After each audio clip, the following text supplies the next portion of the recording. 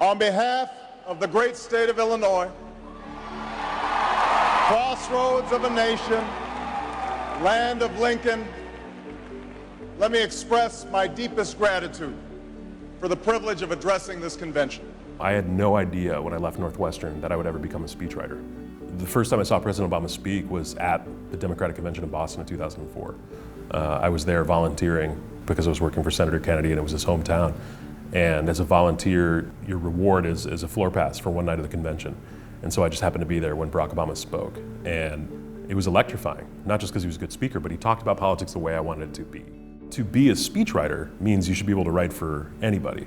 You know, if you're the one giving speeches, your speechwriter doesn't have to look like you or be the same gender or have lived the exact same life experience. Being a speechwriter requires having a sense of empathy. It requires having been well-read. It requires understanding different groups of Americans and people around the world walking around in their shoes. Obviously, a Northwestern education prepared me for life in the White House, but it also gave me the confidence to work in the White House, you know, because it's a place where there are no training wheels. You know, you walk in on day one and no one's going to teach you how to do the job.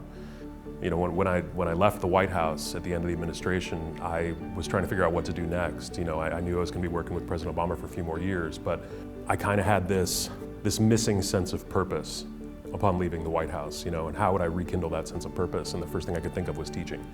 And so I pushed Northwestern to let me come back and teach a speechwriting class so that these students would have a leg up on where I was when I was their age, you know, so that they will get to Washington or a state house or a mayor's office or any sort of advocacy group with an extra skill, speechwriting. Every lecture I give, every assignment I give is something based on something he taught me.